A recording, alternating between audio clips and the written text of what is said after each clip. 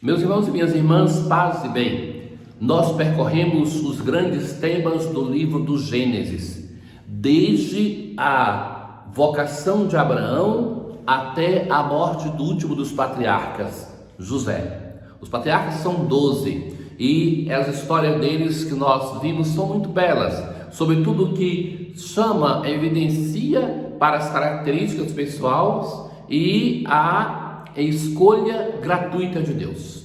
Então, das suas diferenças, eles foram respondendo a esse chamado de Deus. Vejam que agora nós entramos no livro do Êxodo. O livro do Êxodo é uma consequência do livro do Gênesis. Lembram que nós começamos com um patriarca que era sedentário e ele se torna nômade, Abraão. Percorremos a história da descendência de Abraão, chegamos a José, que é aquele que entra no Egito como escravo, mas Jacó é o patriarca que de nômade se torna sedentário entrando no Egito. E o povo de Israel entra no Egito para ter comida com José, que era o vice-faraó. E a um dado momento começa o sofrimento, porque eles crescem muito e então começam a ser perseguidos. Aí entramos no livro do Êxodo. O livro do Êxodo tem dois fatos que são importantíssimos: a libertação do povo da escravidão do Egito. Lembre-se de uma coisa, no livro do Gênesis nós escutamos isso na leitura.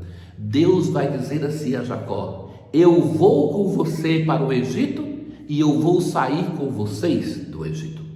Então Deus foi e agora Deus vai sair no livro do Êxodo do Egito com o seu povo.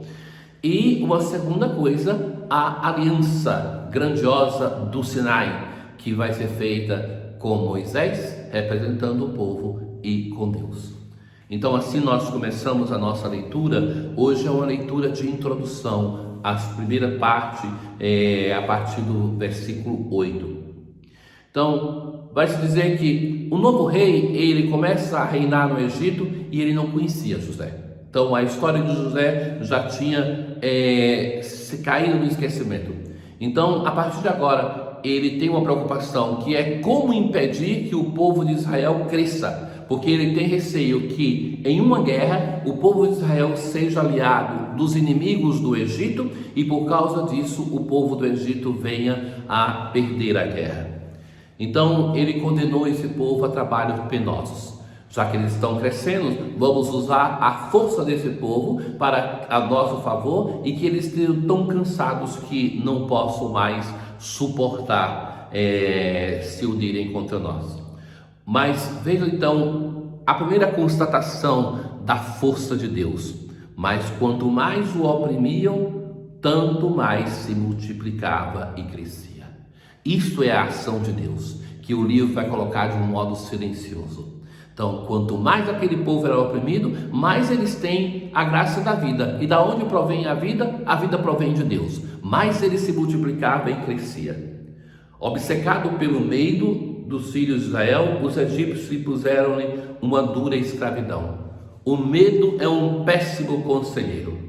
Chega à conclusão antes mesmo de que o fato exista. Então eles estão se multiplicando, são trabalhos penosos, mas então vamos submetê-los a uma dura escravidão para que eles tenham um sofrimento sempre maior, e tornaram-lhes a vida amarga pelo pesado trabalho da preparação do barro e dos tijolos, com toda espécie de trabalho dos campos e outros serviços que os levavam a fazer à força.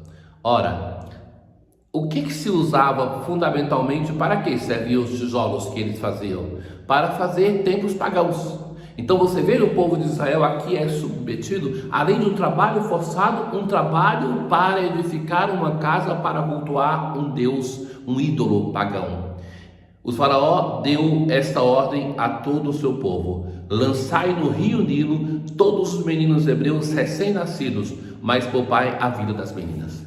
Então, essa é a ordem para evitar o quê? Porque numa guerra, quem é que ia ser o soldado aliado? Os homens. Então nós temos que eliminar a geração dos homens, para que as mulheres estejam a nosso serviço, mas nos livremos dos homens, dos filhos de Israel. Então, assim, este é o prenúncio, digamos assim, o overture que nós temos no livro do Gênesis, que nos abre todo o livro com essa história para que nós possamos compreender. Então, sigamos a palavra de Deus, e hoje, essa mesma palavra de Deus, em continuação ao discurso de Jesus, o discurso apostólico, o segundo grande discurso dos 5 discursos do Evangelho de Mateus. Não penseis que vim trazer a paz à terra. Essa frase de Jesus não é chocante? Nós sempre pensamos o contrário. Jesus veio trazer a paz, mas algumas páginas do Evangelho a gente busca até esquecer, né? Ou se lê, é tão impactante que a gente não cita. Dificilmente ouvi alguém citar isso aqui. Não penseis que vim trazer a paz à terra. Jesus não veio trazer aquela paz de acordo, aquela paz de que eu me nego, eu me escondo até a minha fé para que nós possamos ter uma boa relação. Mas vim trazer a separação. E que isso era uma coisa comum de acontecer entre os primeiros cristãos, para ser sincero, hoje também, que é a pessoa que opta por viver a fé e que então, por causa disso, tem inimigos, tem pessoas que se distanciam dela. E os inimigos dos homens serão os seus próprios familiares. Então, aqueles da própria casa. E Jesus então vai dizer: a sério, não é digno de mim. Quem ama seu pai e sua mãe mais do que a mim, não é digno de mim. Amar mais, às vezes traduz até que se deve odiar, mas é no sentido de que, desde o Antigo Testamento, quando Deus conduz o povo de Israel ao monoteísmo, Ele quer ser aquele mais amado. Deus deve ser o mais amado da nossa vida, não o único amado. Então, mesmo as pessoas que se casam, a relação com Deus, ela passa pelo vínculo matrimonial. É desejável que um casal viva junto à fé. O matrimônio é imagem do amor de Deus para conosco. Mas Deus deve ser o mais amado em cada vocação, não somente daqueles que se consagram ao Senhor.